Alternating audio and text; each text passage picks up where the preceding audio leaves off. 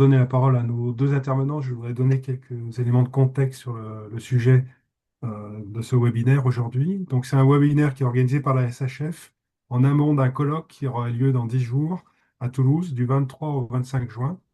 Et donc, c'est l'occasion de commémorer le 150e anniversaire de cette crue survenue dans le bassin de la Garonne, du 23 au 24 juin 1875.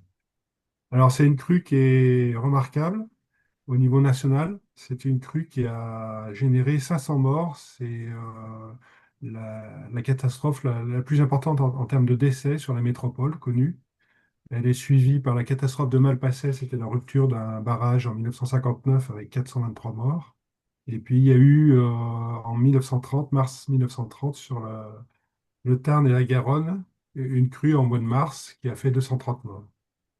Alors, si on veut être tout à fait exact, sur l'ensemble du territoire français, il y a eu un événement plus dommageable, c'était en 1928, un cyclone sur la Guadeloupe avec 1200 morts. Mais si on compare en termes de genèse, une inondation par des moments de cours d'eau, donc c'est la crue la plus forte connue. Et au XXe siècle, en fait, les crues les plus importantes, les pires, on a 30 à 40, 50 morts. La dernière, la plus importante, c'était Xintia avec 53 morts. Donc pour dire qu'on est vraiment face à un événement qui est remarquable en termes de décès, puis on va voir aussi en termes de conséquences de dommages.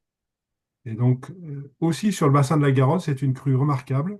C'est a priori la crue la plus forte connue sur plusieurs siècles.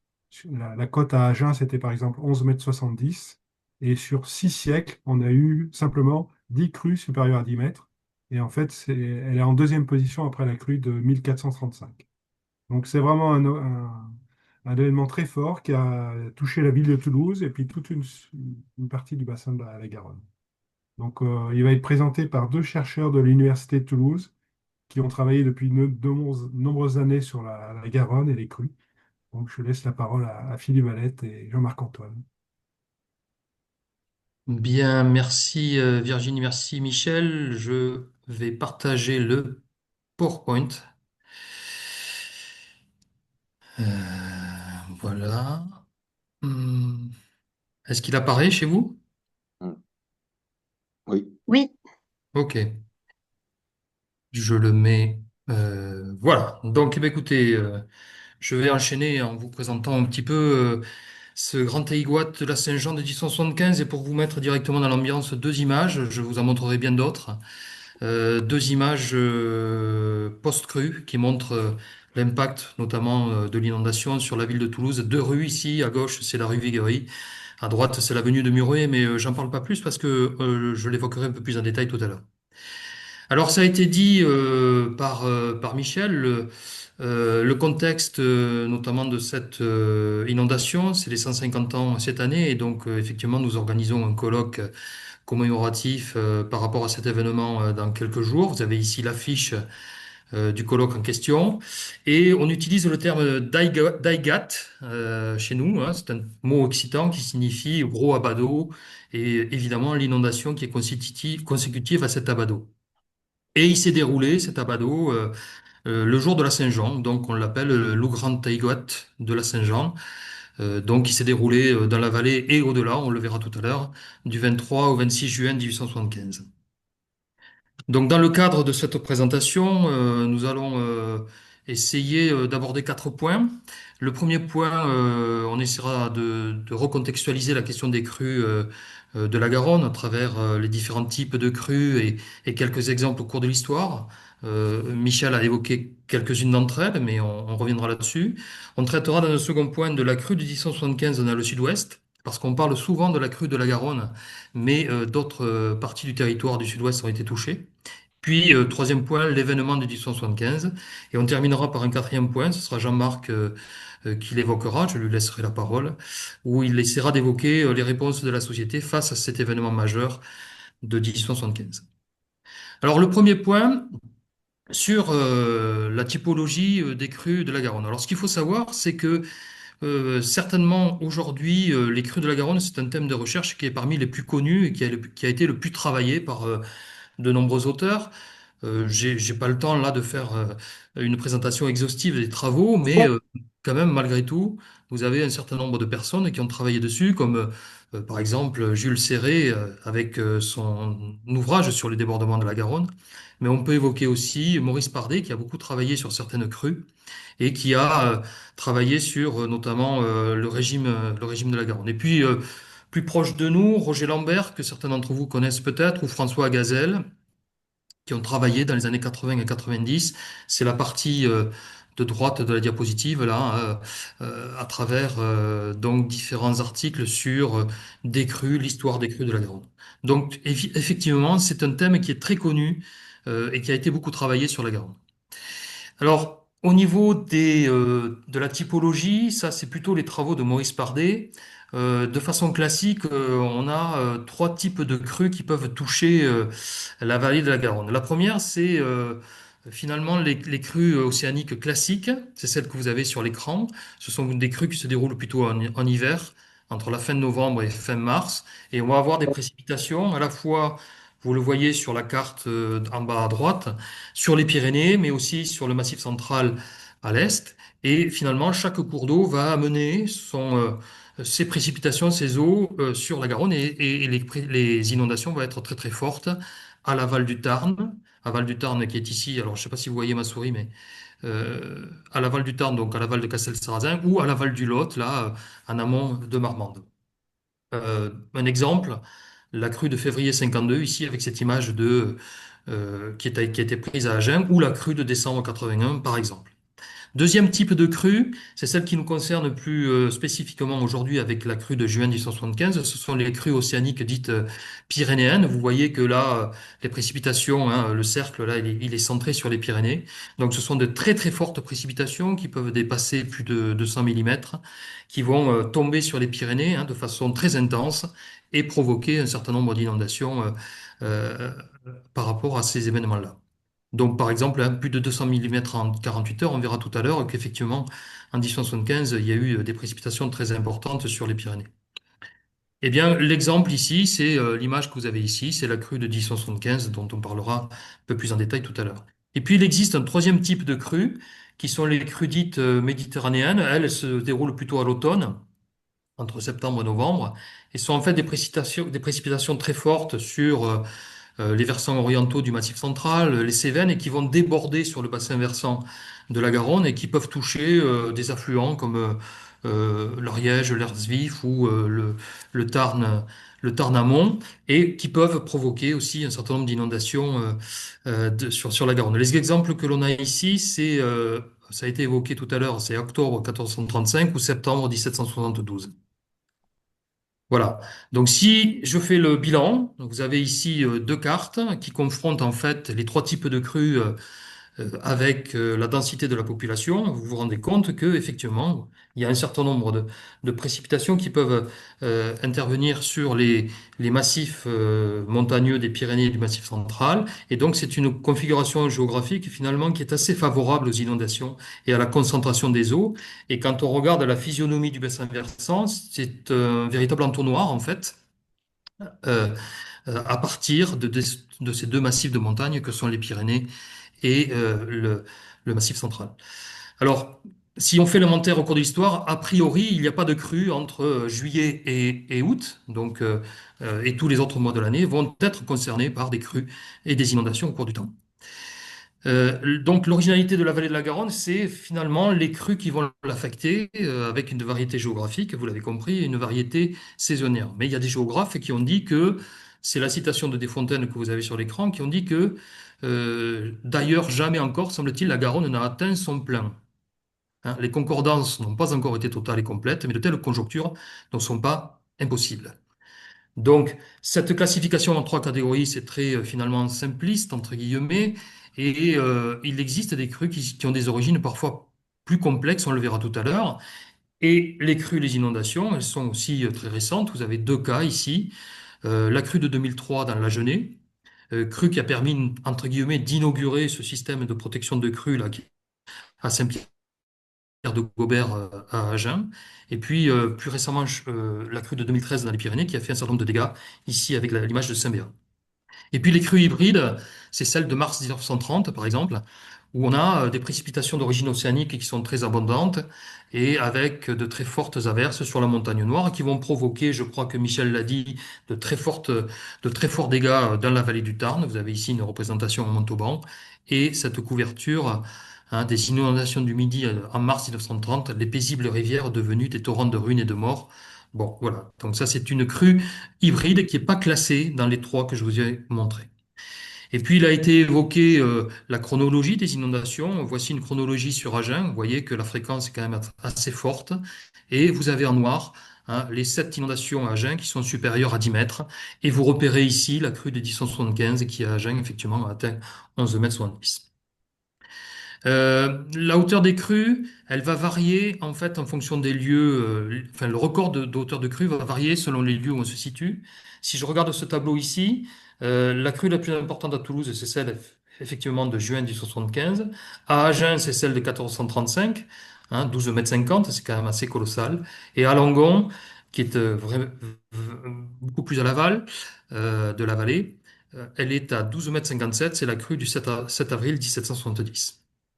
Donc quelques exemples aussi de crues. Ici, la crue de 81 sur la ville de Tonnes, qui est en aval. Vous voyez que la ville est aménagée sur la terrasse en position d'abri. Et puis, plus proche de nous, hein, 2014, voilà aussi une inondation assez importante dans ce secteur-là. Donc voilà le contexte des inondations. Venons-en dans un second point à cette crue de 1075, mais dans le sud-ouest, dans le midi de la France. Vous avez ici une carte qui avait été réalisée par Pardet en 1932, que j'ai redessinée et qui montre en fait l'intensité des précipitations du 21 au 24 juin. Et vous vous apercevez qu'il y a sur les Pyrénées hein, quelque chose qui est assez colossal, avec des précipitations très fortes, et puis aussi une autre concentration autour de la montagne Noire, et également quelque chose autour du contrefort du Massif central. Donc vous voyez que là, les précipitations sont beaucoup plus centrées sur les Pyrénées, et c'est ces précipitations-là, associées à un redout, qui va faire fondre la neige et qui va provoquer l'inondation de 1075. Donc, toute la partie du sud-ouest est touchée, hein. On a plusieurs départements qui vont être touchés, comme l'Aude, les Landes, le Gers, les Hautes-Pyrénées, l'Ariège, et puis évidemment la vallée de la Garonne avec les 4 départements que l'on trouve dans cette vallée. Alors, quelques peut-être illustrations par rapport aux dégâts au sein du sud-ouest. Hors de la vallée de la Garonne, on a dans le département de l'Aude, par exemple, 120 communes touchées, plus de 1 million de francs de l'époque de dégâts. Dans les Landes, c'est 107 communes touchées. Dans le Gers, c'est 3 millions de francs de dégâts de l'époque. Les Hautes-Pyrénées également touchées avec 1 million de francs de dégâts de l'époque. Et on a eu, par l'intermédiaire d'un travail de recherche d'images et de dessin, voilà, des illustrations qui permettent de montrer ces épisodes, notamment ici à droite à Tarbes, avec 2 images, avec le plus spectaculaire qui est la destruction du pont sur la Dour, ou ici une autre représentation à Bagnères de Bigorre. Le département le plus touché hors de la vallée de la Garonne proprement dite, c'est le département de l'Ariège, avec 103 victimes, hein, dont 81 à Verdun. Vous avez ici en bas une image ancienne qui a été prise par Truta juste après la crue torrentielle et la confrontation avec l'image actuelle qui montre qu'effectivement, entre les deux dates, hein, il y a eu tout un système de protection qui a été mis en place sur le cône de déjection de Verdun. Donc 81 victimes à Verdun, c'est quand même assez colossal. Vous avez ici une représentation de foie. Sur la vallée de la Garonne, maintenant, ce qui est intéressant, c'est de regarder l'évolution hein, de l'inondation de l'amont vers l'aval à travers ce croquis qui avait été réalisé par Pardet, que j'ai redessiné ici.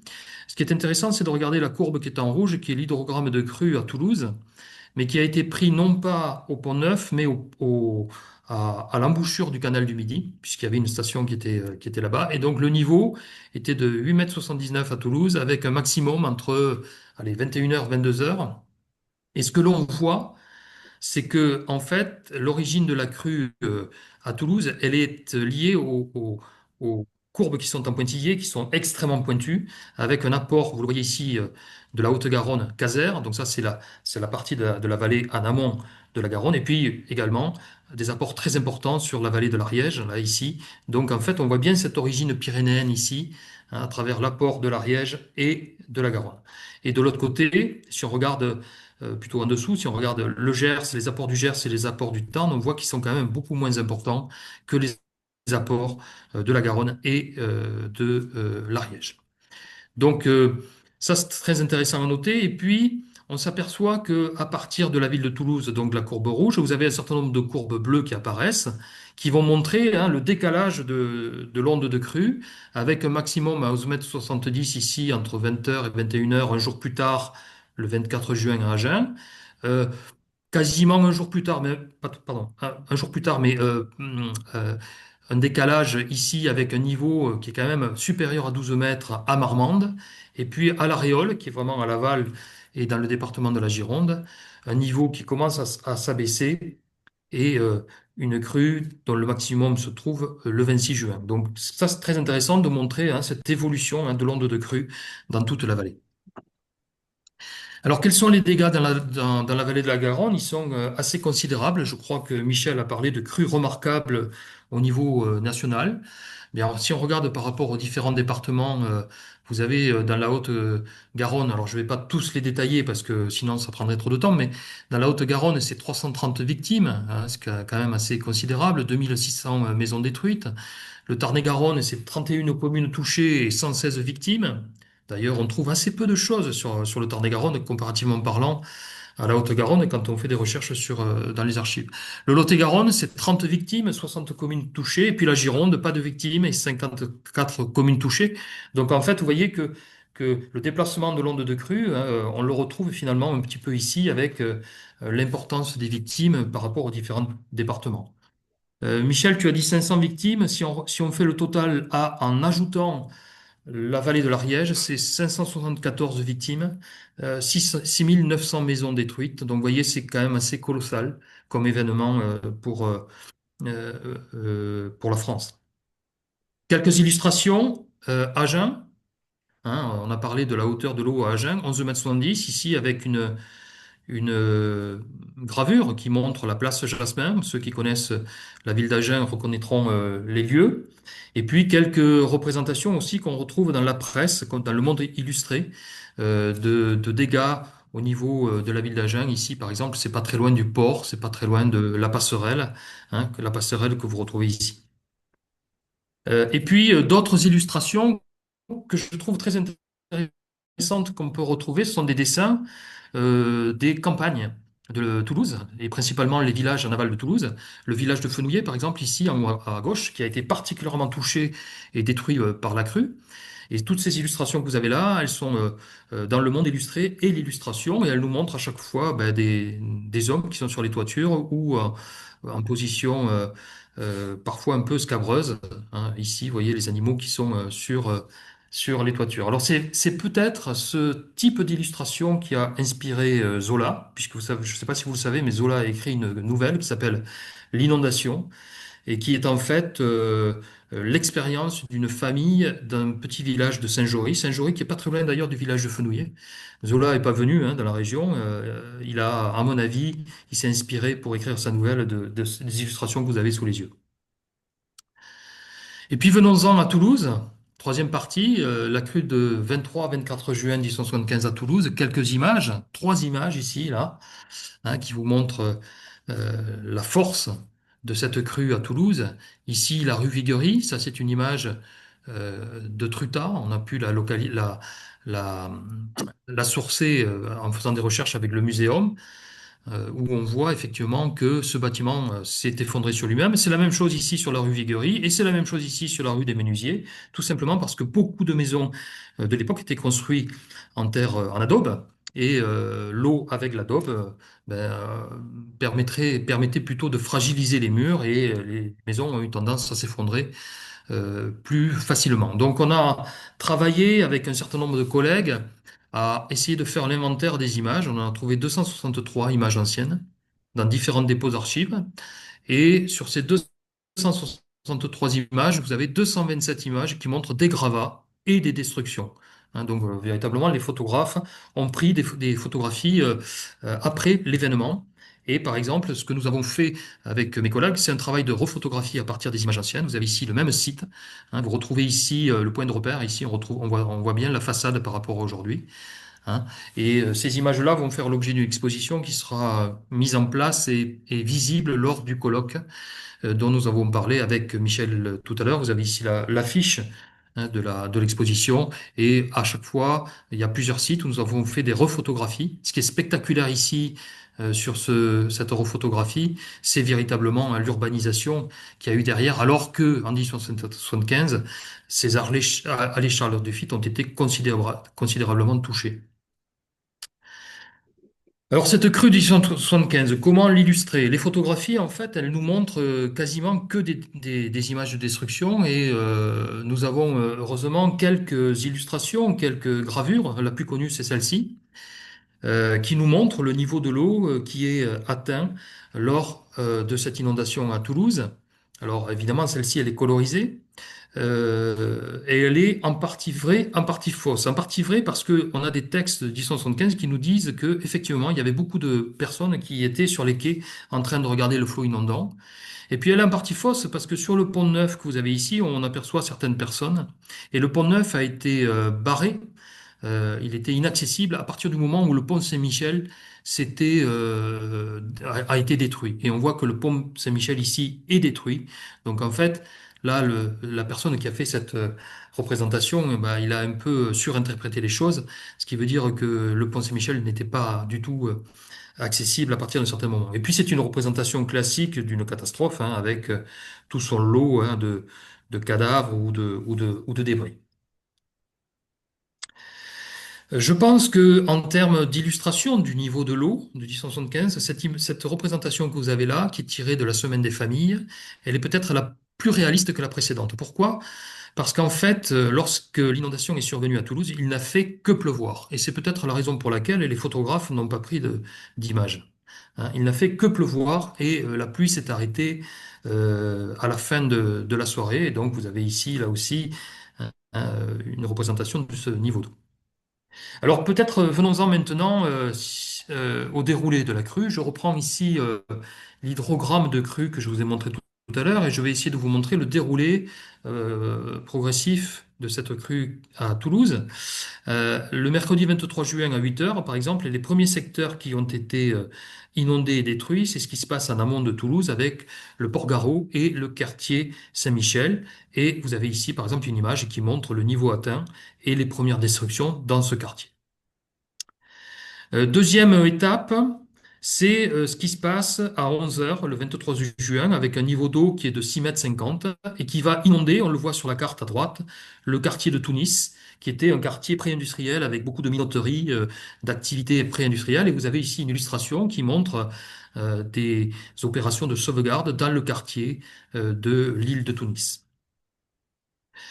Troisième étape, c'est peut-être une étape très importante. Ici, c'est à 14 heures, hein, le fait que l'inondation va commencer à déborder sur le quartier de Saint-Cyprien, sur la rive gauche ici, et l'eau va pénétrer par deux endroits, à partir de moulin qui s'appelle le moulin de Vivente, qui va être complètement détruit, et ici, à partir du cimetière Rapace. Donc 14 heures 23 juin, voilà un petit peu déjà les dégâts. Donc ces deux images que vous avez ici, là, elle montre une intensité de dégâts et de destruction très fort parce que c'est le premier endroit où finalement où l'eau va pénétrer dans le quartier Saint-Cyprien. Regardez ici l'état du moulin de Vivente après la crue. Bon, il est totalement détruit. Il y avait 26 meules. Il reste plus rien après la crue. Et puis, 15h45, le niveau continue à monter et d'autres voies d'eau vont venir envahir le quartier Saint-Cyprien. Ici, au niveau des allées Charles de Fitte actuelles, et puis de la rue Viguerie que vous avez là. Et puis, à l'aval, une remontée par les abattoirs. Donc, quelques images. La rue Véguerie, bon, celle-là, ça fait la troisième fois que je vous montre cette image. Donc, on voit bien l'impact, hein, de la force du courant dans ce secteur-là. Et puis, dans les allées Charles de Fitte, et ça, c'est une image qui est quand même assez inédite, puisqu'on a des textes qui nous disent qu'il y a des excavations dans les rues qui atteignent 2 mètres, 3 mètres, parfois 6 mètres. Et là, l'ingénieur des ponts et chaussées nous parle, dans les allées Charles de Fitte, d'une excavation de 6 mètres Et donc cette image représente cette excavation. Il suffit pour s'en convaincre de regarder l'échelle avec notamment la petite charrette que vous avez là. Et puis, bon, évidemment, le maximum est atteint à 23 heures, mais surtout, il y a un événement qui est très important, c'est le 23 juin à 18 heures, c'est la submersion ici du cours d'Illon, qui était la première digue qui a été construite à Toulouse, notamment en 1600. Et donc, on a une illustration, un dessin qui montre cette submersion du quai d'Illon, et à partir de là, du cours d'Illon, pardon, et à partir de là, ben, tout le quartier Saint-Cyprien est sous l'eau. Donc après ce déroulé, si vous voulez, de la crue, hein, qui monte en intensité jusqu'à la fin de la journée du 23 juin, eh bien, il y a énormément de victimes, évidemment, qui ont été répertoriées, 209 victimes, 1200 à 1400 maisons détruites. Et à ces pertes-là, il faut ajouter trois ponts qui sont détruits à Toulouse, le pont d'Ampalo, le pont Saint-Michel, le pont Saint-Pierre, et puis 25 000 sans-abri. Voici la carte qui a été éditée après la crue de 1875 et vous apercevez en rouge toutes les maisons qui ont été détruites dans le quartier évidemment Saint-Cyprien à partir du déroulé que je vous ai mentionné.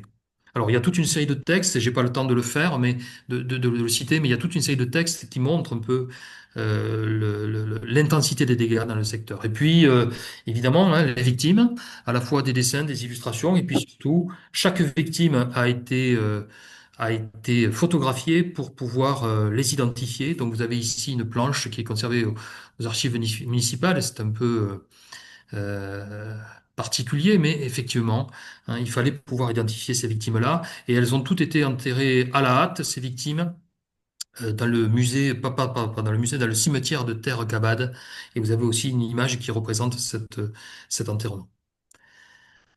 Et puis enfin, pour terminer, deux diapositives, c'est quelque chose, c'est un événement majeur, puisque effectivement le maréchal MacMahon, président de la République de l'époque, vient 2 jours après, hein, bénéficie de la rapidité du train. Vous l'avez ici. Hein, il est, vous voyez, quasiment entouré de victimes. Vous avez trois cadavres qui sont à ses pieds là, sur cette représentation-là. Hein. Et donc, c'est une visite officielle pour essayer de soutenir en fait les sinistrés. Et donc, à partir de là, il y a un élan de solidarité nationale qui s'est mis en place avec beaucoup d'initiatives à travers la France pour essayer d'aider les victimes. Vous avez ici un certain nombre d'illustrations. Et puis surtout, le plus surprenant, c'est ce qu'on s'est aperçu de ça, c'est que cette crue, elle a eu une reconnaissance internationale puisqu'on a trouvé des extraits d'articles partout, dans plein de journaux, que ce soit au Canada, aux États-Unis, en Australie, en Espagne, donc partout. Donc on voit effectivement que c'est un événement majeur, notamment pour le Sud-Ouest. Voilà, j'en ai terminé avec ma présentation et là du coup, je vais laisser la place à Jean-Marc pour la quatrième partie. D'accord, donc je vais partager moi, la même présentation.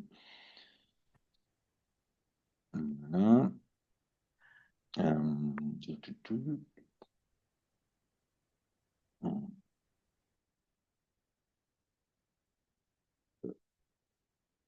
Alors, le diaporama, je le fais où? Ah, mais j'arrive pas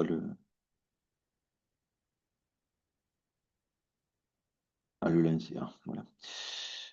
À partir de la diapositive actuelle. Voilà. Donc, on vient de voir que effectivement, cette crue de 1875, donc c'est une véritable catastrophe, et ça a été détaillé, et en particulier à Toulouse. Et donc moi, ce que je vais évoquer, en fait, c'est les raisons, finalement, les facteurs qui expliquent le niveau de cette catastrophe, avec d'une part, donc, revenir un petit peu sur la configuration du site fluvial toulousain, et puis surtout, revenir aussi sur qu'est-ce qui a été fait après, parce que vu le niveau de la catastrophe, on pourrait s'attendre à ce qu'il y ait eu des aménagements d'envergure qui aient été réalisés à la suite. Or, en fait, ça n'a pas été le cas, paradoxalement. Et donc, on va voir ce qui a été fait avant 1875 et après 1875 en matière de protection. Euh, donc, Toulouse, c'est d'abord un site qui est particulièrement prédisposé, naturellement prédisposé aux inondations. Bon, on a parlé de Pardet tout à l'heure, il avait bien noté que c'était sans doute l'endroit en France où on avait les crues les plus hautes, hein, les crues de la Garonne et en particulier à Toulouse. Alors, cela tient à quoi? Ben, à la configuration du bassin versant. Philippe l'a évoqué un petit peu tout à l'heure, on peut y revenir rapidement. Donc, on a un bassin versant de forme en éventail, dendritique, hein, ce qu'on appelle dendritique, c'est-à-dire qu'en fait, les eaux convergent, les eaux de la du fleuve et de ses affluents convergent souvent, quels que soient les endroits sur le cours d'eau, en même temps. Donc, qu'on soit par exemple sur la basse Garonne, toutes les zones de crue arrivent en même temps, ce qui explique les hauteurs atteintes.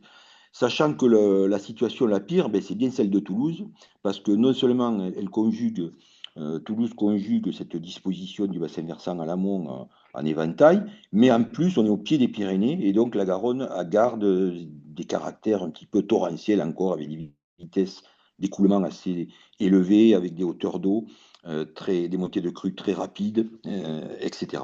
Donc ça, c'est déjà un premier point. Plus localement, ensuite, le site de Toulouse, ben, c'est un site de méandre classique. Hein, il y en a beaucoup à l'aval de Toulouse, ensuite, sur la moyenne Garonne.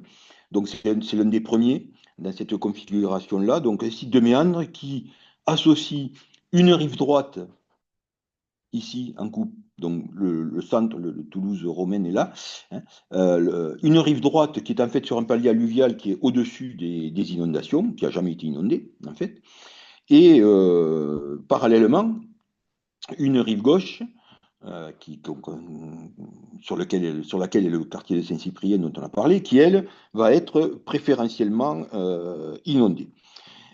S'ajoute à ça le fait qu'on est dans un méandre et la cinétique de l'eau en temps de crue en tout cas, c'est de couper au plus droit, au plus rapide, et donc de passer au milieu de ce méandre, bien sûr, de façon tout à fait naturelle, ce qui est le cas lors des grandes crues. Et ça, d'autant plus que des aménagements humains ont favorisé ce fonctionnement qui est naturel, on vient de le dire, notamment sur le quartier Saint-Cyprien, en fait, il y avait un ancien fossé de défense, là, avec les remparts du quartier Saint-Cyprien qu'on a là, et évidemment, ça a accentué plus tard l'inondation de ce quartier par les eaux. Et donc, on l'a montré tout à l'heure, je le remontre, hein, la crue de 1875, sur ce site-là, ben, elle a très largement inondé, très peu la rive droite, conformément à ce que je viens de dire, et la quasi-totalité, ou la totalité même, du lit majeur en rive gauche, jusqu'à la terrasse, jusqu'au talus de la basse terrasse, ce qui est énorme, hein, sur lequel se trouve d'ailleurs aujourd'hui l'université dans laquelle nous sommes. Et nous sommes à 2 kilomètres de la Garonne. Euh, donc, crue exceptionnelle, mais qui est pas unique, hein, parce qu'elle s'inscrit dans une très longue chronique d'inondation. Les chroniques de crue de la Garonne, c'est une des plus riches en Europe. La première mention, je crois que ça a été dit tout à l'heure, de crue de la Garonne, c'est à Agen en 535 par Grégoire de Tours. Alors à Toulouse, c'est un petit peu moins ancien, mais dès le XIIe siècle, on a des traces textuelles des inondations, sachant qu'on a aussi des gros doutes sur une inondation qui serait survenue au Ve siècle par rapport aux traces qu'on en a trouvées, c'est-à-dire une nappe alluviale très épaisse, hein, bon, avec des marqueurs archéologiques. Mais bon, et à partir du XIIe siècle, on a des traces textuelles et ensuite, les inondations apparaissent très régulièrement dans les textes. Donc on a ici, ben, par exemple, la relation de la crue de 1712, une des plus grandes dans le bassin, la plaque à Toulouse de la crue de 1770, et donc on a toute une série de témoignages sur ces crues. Alors qu'est-ce que dit cette chronique? Ben, bon, c'est vrai à d'autres endroits, hein, c'est que les crues surviennent très régulièrement au cours de l'histoire, et donc il n'y a aucune raison que cela cesse. Ça, c'est un premier point. On peut noter aussi que si depuis 1875, aucune inondation n'a fait de dégâts majeurs, les hauteurs d'eau des crues antérieures à 1875, du 18e et 19e, elles interrogent quand même. On a des hauteurs d'eau énormes. On voit très bien sur le graphique qu'à partir de 1875, les crues ne sont pas d'une hauteur très importante par rapport en tout cas à celle du 18e siècle. Comme interpelle aussi, ça a été évoqué un petit peu tout à l'heure, la singularité de certains scénarios hydrométéorologiques, avec notamment les crues méditerranéennes de septembre 1727, septembre 1772, qui ont longtemps été les plus grandes crues connues avant 1875. Et aussi, Philippe a dit qu'il n'y en avait pas, mais il y en a. Il y a des crues estivales. On a des traces de crues estivales en 1678, en 1750, alors qu'il n'a pas plu à Toulouse, avec des crues qui font des dégâts. Donc, cette chronique, elle pose quand même, elle pose quand même des questions. Alors ça, c'est pour les aléas.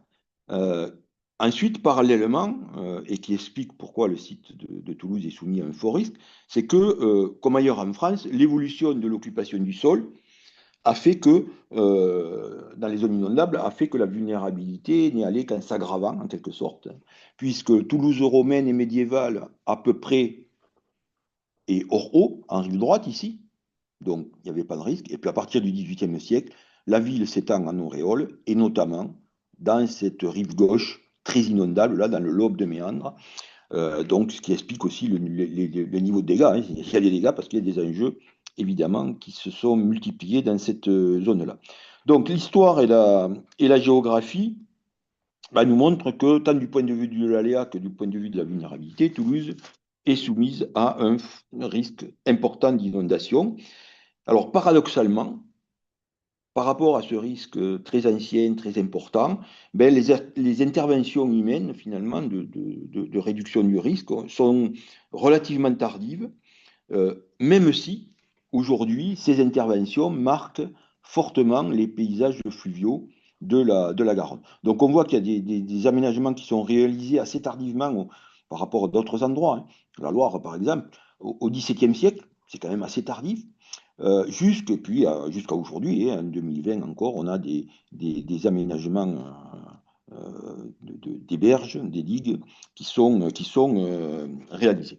Donc l'aménagement le plus ancien, c'est la digue, évidemment, ce sont les digues, c'est essentiellement des digues d'ailleurs qu'on a comme aménagement.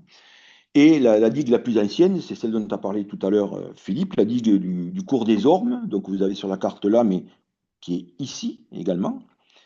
Donc, la première digue à avoir été élevée au début du XVIe siècle et à laquelle on doit, donc qui protégeait déjà le quartier Saint-Cyprien naissant, là, et à laquelle on doit l'accumulation de matériaux ici.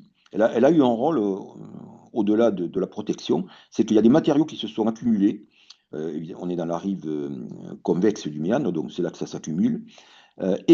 Ensuite, même ces matériaux ont été complètement rattachés à la berge, ce qui a conduit à un rétrécissement en fait, du lit de l'Ariège, de la Garonne, pardon, déjà au XVIIIe siècle. Et donc, évidemment, l'effet de goulet là, qui est très fort, qui a été accentué par ce premier aménagement donc, qui était en rive gauche. Alors, le vrai aménagement, le grand aménagement, le grand ouvrage de protection sur Toulouse, ce sont les quais. Donc, c'est ceux qui apparaissent sur toutes les cartes postales, prioritairement au soleil couchant, parce que l'éclairage est bien meilleur. Et donc, ils sont mis en place, en fait, ces quais au XVIIIe siècle, et dont le contexte, c'est aussi bien des ouvrages de protection que des ouvrages d'embellissement, en fait. C'est conçu aussi comme, ces quais sont conçus dans le cadre plus large d'un projet d'embellissement de la ville.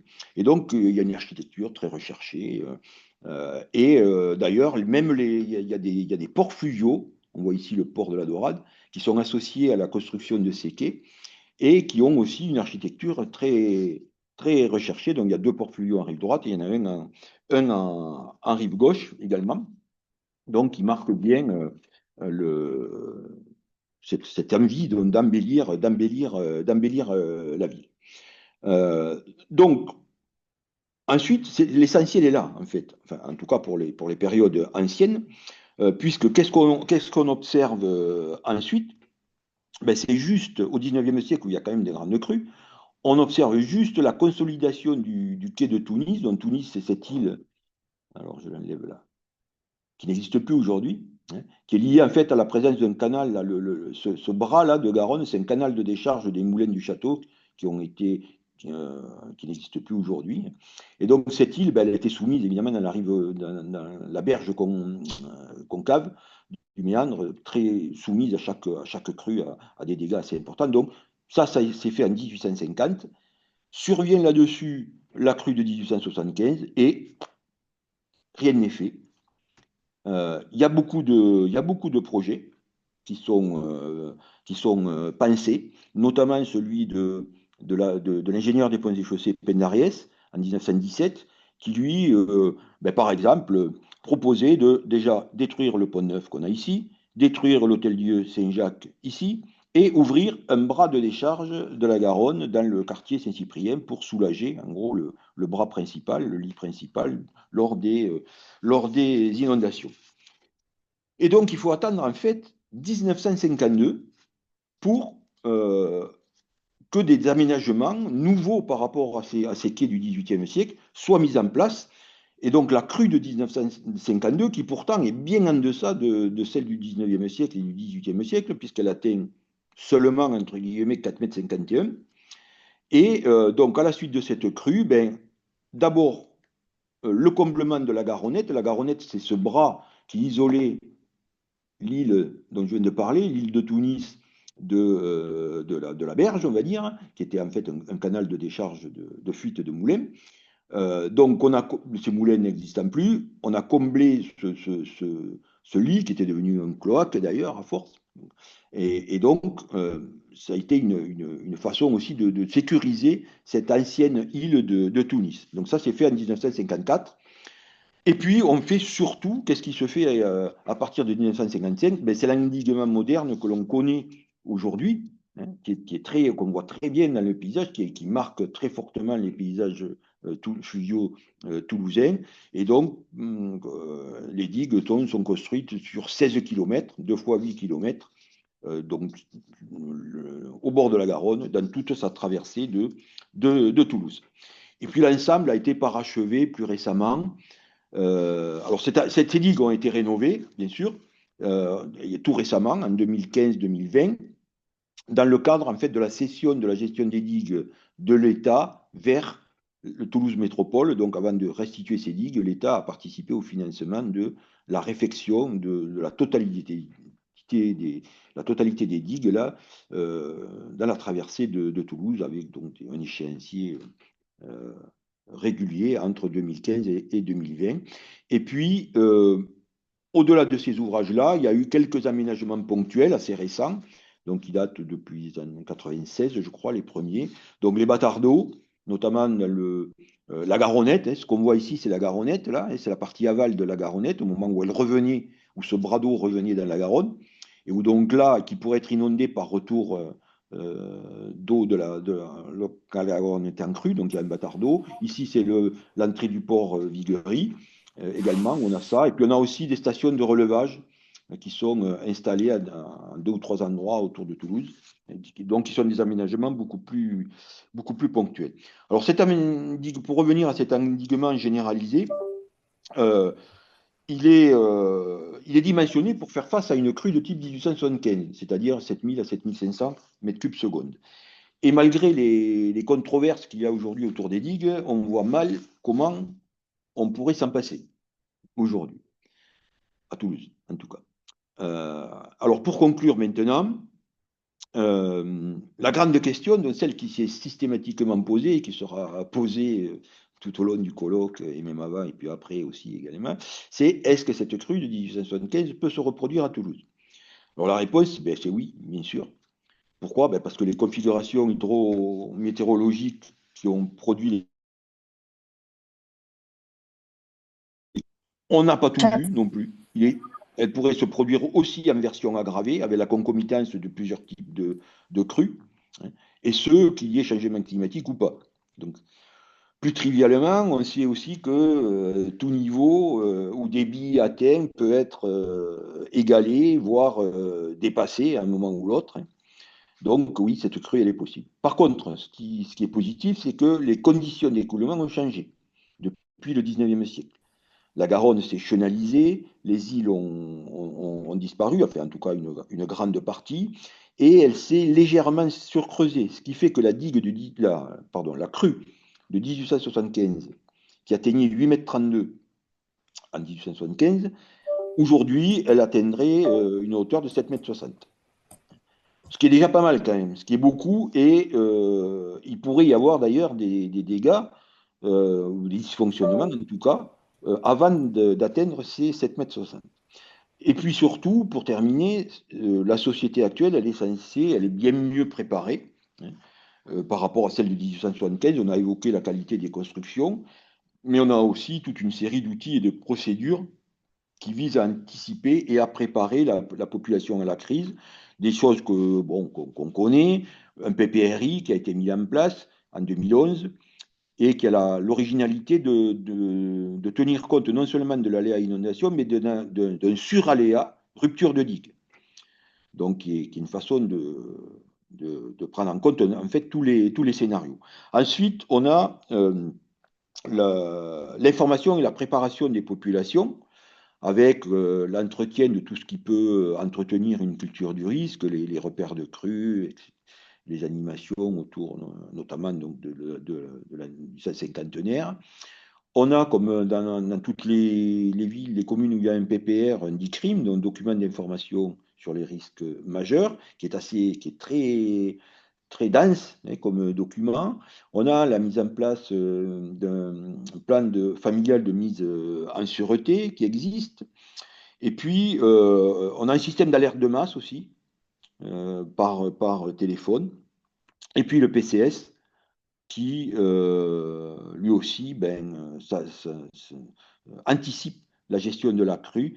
Et donc, ce qu'il faut faire, évidemment, comme tous les PCS, en fonction des hauteurs d'eau atteintes par la Garonne, et on a un exemple un petit peu en dessous. Donc, la crue de 1875 est possible, peut revenir, mais évidemment, on est bien mieux préparé aujourd'hui qu'en 1875. Voilà, merci. Merci à vous deux. Donc, c'était une présentation vraiment complète. Donc, je vous invite à poser des questions dans le chat. Pour l'instant, j'en vois deux. Il y a Didier Fels qui demande s'il y a eu une trace d'un plan d'ensemble de l'ensemble de ces aménagements, pensé sur le long terme, ou est-ce que ça a été fait des actions opportunistes? Ah non, c'est toujours. On voit bien que la crue qui aurait dû se traduire par des aménagements conséquents, ben, ça n'a pas été le cas, il a fallu attendre un siècle.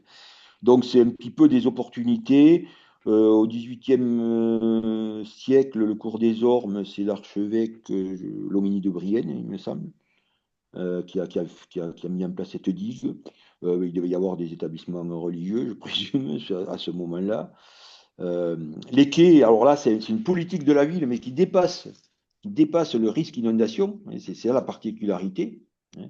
Et puis l'endiguement alors généralisé qu'on a aujourd'hui, qui marque vraiment les paysages fluviaux, là, ben, oui, c'est la crue de 52, mais paradoxalement, elle n'a pas fait beaucoup de dégâts, quoi, la crue de 52. Mais elle a peut-être rappelé que 1875 était possible, et donc là, on a pris le taureau par les cornes, hein. Dans un moment aussi où on ne rechignait pas à faire ces grands travaux de génie civil, etc. Ça ne serait peut-être pas le cas, la même chose évidemment aujourd'hui.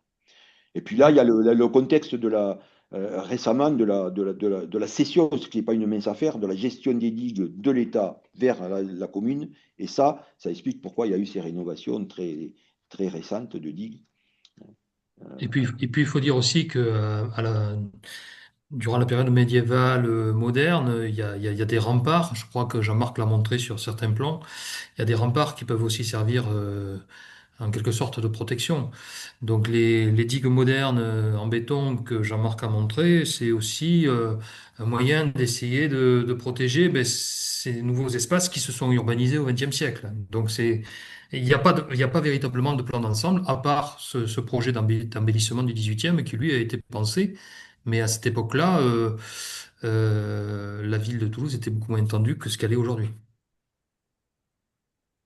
Une question de Jérémy Savatier pour savoir si dans le PPR, on envisage les ruptures de digues et un suraléa possible. Oui, c'est exactement ça. Ah, je croyais que je l'avais dit. Oui, oui, il y a deux zonages. Il y a le zonage aléa inondation et il y a un zonage, il y a des prescriptions en fonction aussi de l'aléa rupture de digue. Donc après, c'est un PPR classique avec des endroits inconstructibles, des endroits avec prescription, hein.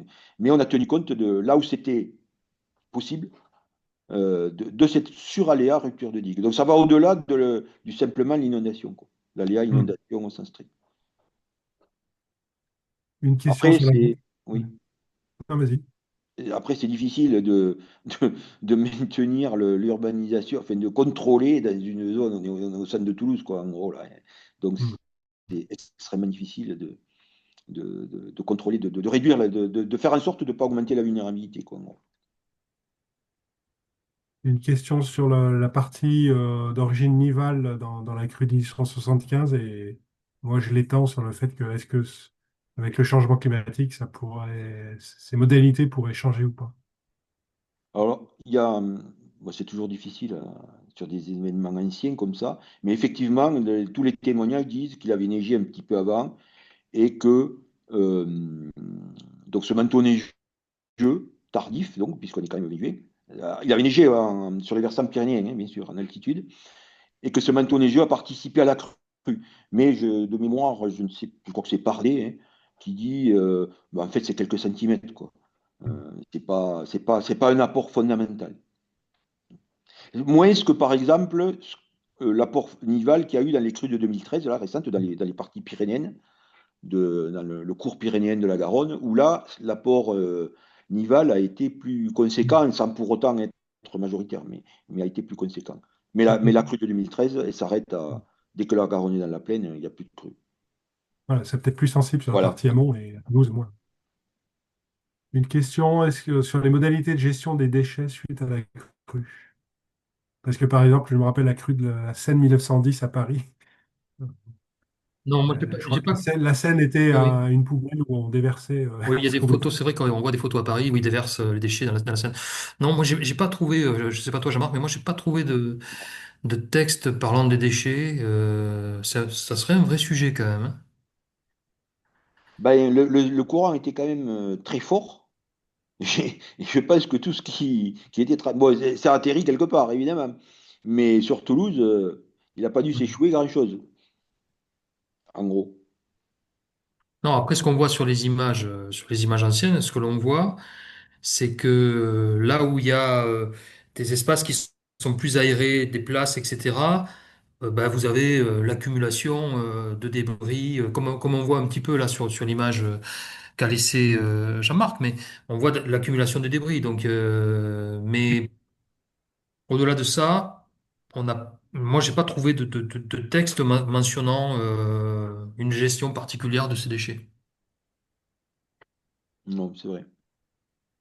Une question sur les ponts qui peuvent créer des pertes de charge et donc aggraver localement les inondations. Est-ce que la destruction des ponts a diminué les niveaux ou au contraire les a aggravés du fait qu'il y aurait des matériaux dans l'île de la Garonne? Alors, le Pont Neuf a tenu, c'est le seul qui a tenu sur la Garonne en 1875. Après, les autres ponts ont été détruits, mais c'était des ponts qui avaient des grands tirants d'eau quand même, Hmm. comme le pont Saint-Michel avait donc pont suspendu, assez métallique. Euh, donc, j'ai pas de témoignage de vagues qui seraient arrivées, par exemple, après la rupture d'un pont. Il n'y a pas des mentions d'embâcles, des bacs non plus? Non, enfin, je crois pas. Dans les textes anciens, il parle du pont Saint-Michel qui passe sous la troisième arche du pont Neuf. Bon, après, il y a tout le débat après la crue qui est notamment, mais je crois que Jean-Marc l'a mentionné, à partir du projet de Penn-Dariès, qui est la destruction du pont Neuf, justement à cause de ça, parce qu'il joue un rôle de barrage par rapport à l'eau. Et donc, il était question dans son projet de le détruire, parce que ce pont neuf toulousain qui a résisté, il le doit de façon classique à ces lunes, là, hein, les espaces qui permettent d'avoir un peu moins de pression sur les piles de pont. Mais il se situe, si vous regardez bien la cartographie de la ville de Toulouse, il se situe à l'endroit le plus étroit, en Plus fait. étroit, hein. Et donc ça pose problème au niveau pour laisser passer l'eau. Et donc, Voilà, on a l'image là. voilà. Donc on voit bien le pont qui est très massif quand même, avec des piles assez larges. Les lunes là qui sont des déversoirs qui permettent de délester la pression un petit peu. Et donc lui, il a bien tenu. C'est le seul pont qui a tenu. Il a eu des dégradations des trois premières piles de pont, qui ont été d'ailleurs restaurées autour des années 1890. Mais il a résisté alors que tous les autres ont été détruits, effectivement. Et effectivement, il est à l'endroit le plus sensible c'était logique du point de vue hydraulique, c'était logique de vouloir l'enlever parce qu'il est à l'endroit le plus étroit et il bouge. Et il participe fortement à ralentir les écoulements, etc. Donc c'était assez logique. Tout ça, c'est un point dur, quoi. Surtout dans le contexte du 19e siècle, où les constructions, c'est pas des bâtiments. Ce qui est dur, les points durs, ben, c'est le pont, c'est l'hôtel Dieu Saint-Jacques qu'on a ici, là. Voilà. C'est tout ça. Donc, c'est des points durs sur lesquels la Garonne vient buter. Et donc, oui, c'était assez logique de vouloir dans l'absolu, de vouloir les détruire. Pour vous donner une idée du niveau de la crue de 1875, là, sur l'image que l'on voit, le niveau, il est au-dessus euh, de la partie beige, là. De la De- quatrième ligne, là. Voilà. À partir de la gauche, de la rive gauche. Ouais, et je parle sur les quais, la Ah ligne, oui. tu Oui. vois, en dessous, là. Donc, c'est quand même un volume qui est considérable. Non, mais le pont a tenu, hein. Le pont a tenu et c'est très intéressant à regarder parce que quand on regarde les images anciennes, on s'aperçoit que, en fait, comme tous les ponts ont été détruits, la Garonne est redevenue une limite physique. Et le seul endroit où on pouvait traverser, c'est véritablement là où c'est sur le pont Neuf. Et donc, progressivement, ils ont mis en place des passerelles en bois, ils ont mis en place des passerelles ou des ponts flottants pour permettre la traversée. Et puis même certains ponts, comme le pont ferroviaire d'Ampalo, a été emporté et il a été reconstruit notamment en bois. Il y a une question sur les écoulements dans le méandre rive gauche. Ça a été en partie abordé, il me semble. Mais est-ce qu'aujourd'hui, voilà, c'est complètement abandonné, vu l'urbanisation? Le canal de décharge? Bah, l'idée de créer un axe secondaire qui permettrait de Ah soulager le ouais, non, Garonne. ça, c'est pas possible. Là, Il y a trop d'urbanisation aujourd'hui. là, c'est impossible. C'est impossible. Alors, je sais bien qu'à un moment donné, si, peut-être que dans les années 50, si on l'avait proposé, à ce moment-là, ça aurait peut-être été possible, hein, puisqu'on voulait recouvrir le canal, faire des voies sur berge sur la Garonne, ça a failli passer. Donc, peut-être qu'à ce moment-là, peut-être ça serait passé, mais aujourd'hui, non, c'est pas possible. Et puis, il y a trop de. Non, Non, non, non, c'est le centre-ville, c'est quasiment le centre-ville, hein, de Saint-Cyprien. en 1875, là où il était prévu de mettre en place ce canal, là, c'était un paysage rural. Aujourd'hui, c'est la ville.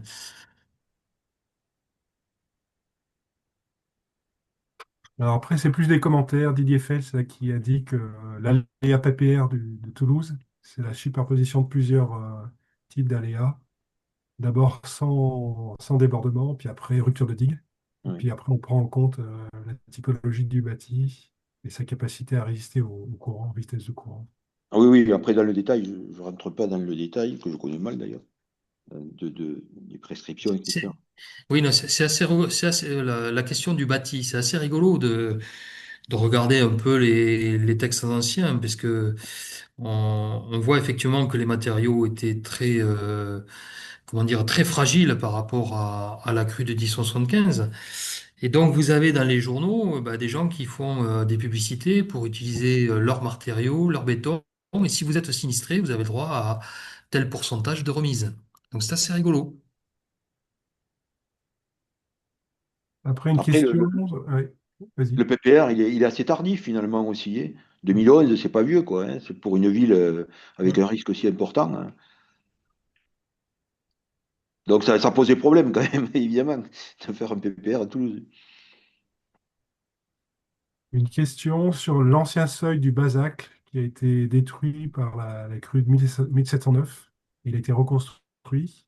Et donc, Ah, il y a eu des projets de suppression du seuil jusqu'aux années 30. Et est-ce que vous avez connaissance des raisons qui ont fait abandonner ce projet? ben, c'est qu'il y a une usine, hein. Il y a toujours une usine électrique. Hmm. Et il a été constamment rénové, quoi. Chaque fois que les crues l'ont endommagé, il a été constamment, c'est quelque chose qui est constamment rénové. Hmm. Effectivement, alors ça, oui, c'est aussi un point de stabilité par rapport au lit de la Garonne. Alors ça peut élever évidemment le niveau des crues. Mais Ça l'élève. enfin, Oui. même s'il n'était pas là, enfin, bon, quand on a des crues de 8,32 m de haut, Moi, je dirais que l'histoire de ce seuil reste à faire, hein. Quand on regarde l'histoire des crues et des inondations à Toulouse, on s'aperçoit que la chaussée du Bazac a été détruite, reconstruite quasiment à chaque crue. Elle a été, cette chaussée, à une certaine époque, en bois. Elle n'était pas dans la même orientation. Elle a été refaite. Bon, voilà. Je pense que cette histoire de la chaussée reste à écrire. Et puis, je pense que au-delà du seul moulin du Bazac, qui est quand même très important, hein, 13e siècle, etc., pour la ville de Toulouse, il y a aussi tout le complexe pré-industriel qui est juste à l'arrière, en fait, hein, avec plus d'une trentaine, et même plus que ça, puisqu'on a des plans qui montrent un certain nombre d'établissements qui sont sur le canal de fuite du moulin du Bazac. Donc je pense que c'est ça qui a joué au maintien aussi au maintien de cette chaussée. Oui. Il y a, il y a aussi une portée plus symbolique, hein, c'est que Toulouse existe à cause du Bazac, à cause du gué. La situation de Toulouse, hein, l'endroit où s'est installé Toulouse, c'est parce qu'il y a ce gué, justement. Alors, à l'époque, évidemment romaine, et même avant, qui a expliqué pourquoi une ville s'est développée à cet endroit-là.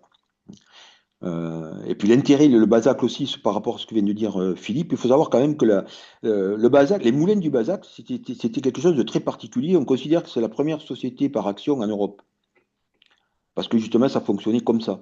Il y avait des sortes d'actionnaires qui finançaient ces moulins, et donc la chaussée. Et on n'a pas de traces, on considère que c'est la première société par action d'Europe, donc au XIIe siècle, il me semble. La création avec les pariers. Donc les actionnaires, on appelait ça des pariers. Et il y a une remarque du réseau Vigicru pour rappeler les progrès qui ont été réalisés.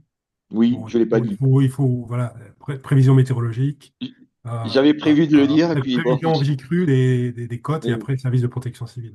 je l'ai oublié dans la liste, effectivement, il y a l'alerte qui est évidemment plus efficace, même si on n'est pas dans les meilleures dispositions par rapport au site, justement, au pied des Pyrénées, mais on a quand même, dans le pire des cas, il y a quand même une quinzaine d'heures pour le déplacement de l'onde de crue, on va dire, de l'amont vers l'aval. Donc, ça laisse le temps quand même, quoi. Avec les moyens qu'on a maintenant, évidemment, on a et le système à la fois d'alerte et de prévision qui, évidemment, qui n'existait pas. Le système de prévision, il n'existait pas, évidemment, Voilà, en mais 1775. l'exemple de la crue à Valence montre que si on fait des erreurs d'urbanisme, on peut le payer cher. Il faut rester vigilant. Oui, mais on aurait tendance à Toulouse à dire, avec ces digues, quand on voit ces digues, oui, bon, 1875, la hauteur 8,32 m, on sait déjà que ça sera un peu moins sans doute, et on voit ces hauteurs de digues, on a l'impression qu'on est à l'abri, mais non. Mais déjà, il peut y avoir plus. Rien ne dit que ne se reviendra pas un jour une crue plus importante. Et puis même si elle n'est pas plus importante, ben, on ne sait pas comment va réagir le dispositif, quoi. Le dispositif, si vous avez. Bon, pour l'instant, le dispositif, il a été éprouvé avec 4,50 m. Il y a de la marge jusqu'à 7,60 m. Et donc là, on ne sait pas trop. En fait, on ne sait pas trop comment le dispositif va réagir.